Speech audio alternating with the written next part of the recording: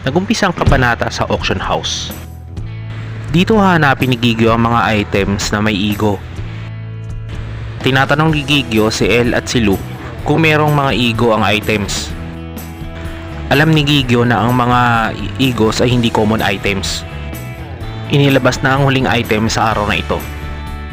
May naramdaman na ego si El at si Lu. Yun nga lang, wala silang nakuha kahit isa. Hindi niya akalain na ganun pala kamahal ang mga items. Pero naibenta naman niya ang dagger of paralysis niya sa halagang $100,000.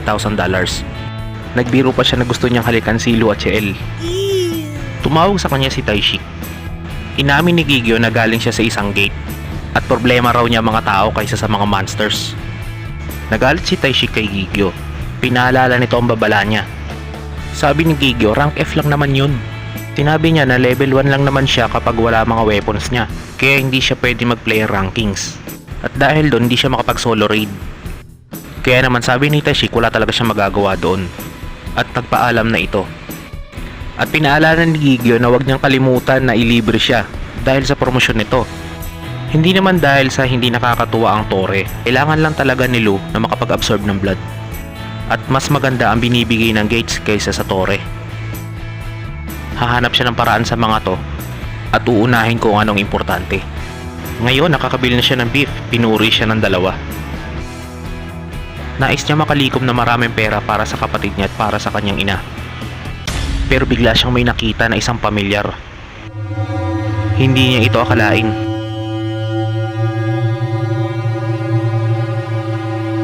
Meron siya nakasalubong na gate.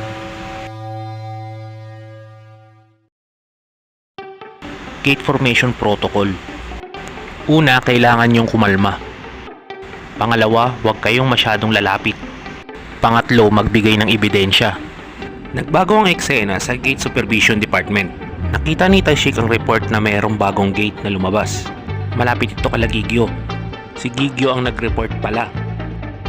Pinaliwanag ng representative ng association ang agreement patungkol sa pagpasok sa gate. May karapatan si Gigyo na pumasok sa gate na to kasi siya nga ang nakaunang nakareport nito. Pero bago siya pumasok sa gate na ito ay mag-uusap daw muna sila ni Taishik.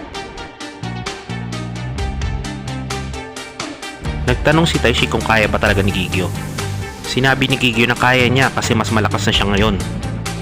Hindi niya alam yun pero ang katigasan ng ulo ni Gigyo alam niya yun.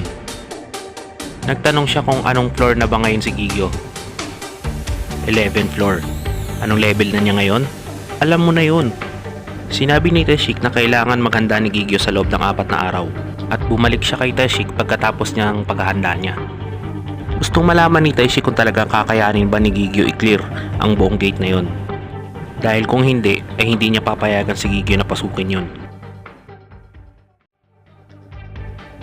Lumipas ang 4 na araw at nagkita silang muli. Nasa basement sila ng association para mag-training. Gustong malaman ni Taishik kung talagang kakayanin ba talaga ni Gigyo maklear ang gate na yun. Pinag-usapan nila yung department na naiwan ni Taishik nung na-promote siya. Sabi ni Taishik na wala na rin si Teo doon sa department na yun. Sumali ito sa Caravan Guild. Sinabi ni Taishik na iba na ngayon si Teo. Sabi naman ni Gigyo gusto niya ulit makita si Teo balang araw. Nagtanong si Gigyo kung anong gagamitin ni Taishik na weapon bago sila mag-umpisa. Sinabi naman ni Taishik na minamaliit mo ba ako?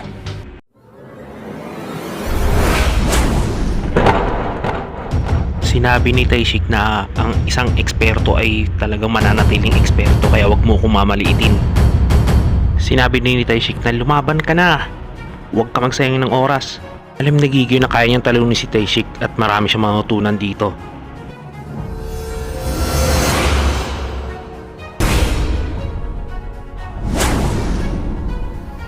Tanong ni Taishik, preparado ka ba talaga? Mag-focus ka. Sinabi ni Gigyo na tama siya. Masyado akong naging pabaya. Pero hindi ako nagpunta dito nang walang plano.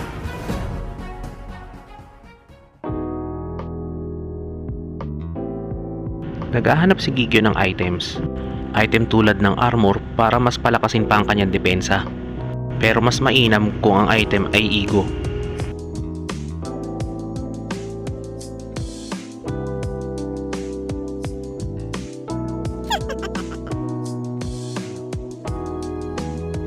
Hindi niya akalain na ganun pala kamamahal ang mga items na to. May napansin si Lou at si Elle. Isang bata na ipagdiskusyon sa isang lalaki. Sinabi ng bata na ang lolo niya ay isang artisan. Sinabi ng lalaki na magaling nga ang lolo mo kaso hindi naman marunong mag-business. Tinawag ni Gigio ang bata at sinabi niya na dalhin daw siya doon sa shop ng lolo niya. Sinabi ni Lou at Elle na ang suot pala ng bata ay mga igos. Nakarating na sila sa store ng lolo ng bata. Kaso ayaw tumanggap ng matanda ng bisita. Gusto lang naman ng bata na makilala ng lahat ng tao ang kagalingan ng lolo niya. Napansin nila Lou at Elle na ang lahat pala ng mga nandito ay igo. Di makapaniwala si Lou at Elle sa kanilang nakikita. Paano ang isang tao nakakagawa ng gamit na may igo? At nakikita ni Gigio ang lahat ng stats ng mga gamit. Pinapaalista siya ng matanda dahil wala daw siyang maibibenta dito, lalo sa isang tao na hindi alam ang kahalagahan ng mga ito. At hindi ito unang beses na nakakilala siya ng tao na katulad ni Gigio. Ji Chulwang ang pangalan ng matanda at sinabi ni Gigio na bibili daw siya. Sinabi ni Mr. Wang na hindi daw talaga siya nagbebenta at hindi naman daw mapapakinabangan ni Gigio ang mga gamit niya.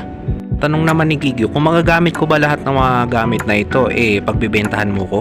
Sinabi ni Mr. Wang na huwag kang hibang, umalis ka na lang. Bars, espada na walang pangalan. Tapos level 79. Nagulat ang matanda dahil nakikita ni Gigio ang abilidad ng mga espada. Sinabi ni Gigio na malamang nakikita nyo rin po. Pinayagan na siya ng matanda na subukan lahat ng mga items. Dahil sabi niya, kahilingan ng lahat ng mga blacksmith na makita ng isang tao ang kahalagahan ng kanilang ginagawa. Binigyan niya ng pangalan ang hawak niyang espada at tinawag itong sharpness. Laking gulat ng bata at matanda sa kanilang nasaksihan. Walang nangyari. Baka hindi raw nagustuhan yung pangalan niya, sabi ni Elle. Nagbalik ang eksena sa sparring ni Taishik at ni Gigio.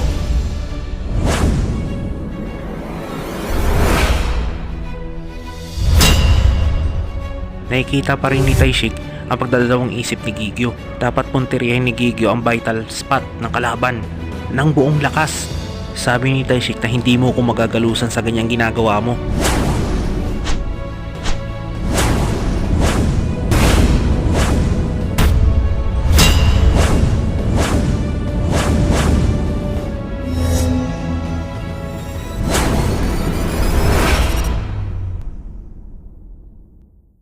Nagtatanong si Gigio kung bakit hindi siya makapag-link. Igo ba talaga ang hawak niyang item na to? Sinabi naman ni Lou na mapili din naman ang mga igo sa kanilang mga owner. Ang mga igo ay may iba't ibang katangian at kaisipan. Kaya naman susubukan lang ni Gigio mag-link sa huling item na to. Pinangalanan niya ang item na Brunhard. At gumana nga ito. Kaso kailangan pa niyang ipa-level para ma-unlock lahat ng mga abilities nito.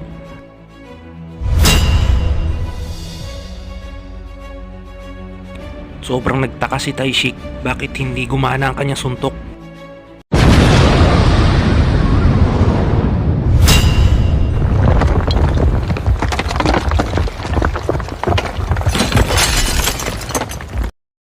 Di niya mabuksan ang bote sa kanyang panginginig. Nakapasa ka na, sabi ni Taishik. Di akalain ni Taishik na mabibigyan siya ng magandang laban ni Gigio. Planado talaga ni Gigio na magpatama siya para masubukan ang bago niyang ego. Nagtanong si Taishik kung ano yung nangyari kanina. Sinabi ni Gigio na galing yan sa item niya. Tumating na ang araw na papasok siya sa gate. Pag sa loob ng isang linggo ay hindi pa niya nakiklear ang gate ay magsisend ng agent ang association. Sinabi ni Taishik na kalimutan mo na yung agents. Pag hindi pa nakiklear ni Gigio sa loob ng 5 araw ang gate, papasok na siya. Sinabi naman ni Gigio hindi mo na kailangan gawin yun, pero mas matipid yun kaysa sa travel expenses ng agent, sabi ni Taishik. Pinaalahanan ni Taishik si Gigio bago to pumasok na parang tatay. Nag-react si Lou sa mga sinabi ni Taishik, pero sinabi ni Gigio na parang ama na niya kasi si Taishik. Nagpaalam na si Gigio at papasok na siya sa loob ng gate.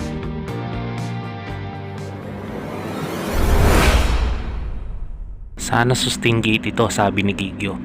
Nagtanong si Lou kung ano maganda doon. Mas kikita kasi siya ng malaki doon. Paano malalaman kung sustain o hindi? Tanong ni Lou. Malalaman niyo yun pag tinir niya ito. F-rank gate lang ang pinasok nila, pero may tsansa itong maging mahirap o basement gate lang. Kung hindi ito maze gate, ibig sabihin kaya niyang i-clear ito ng mabilis. Kaya naman,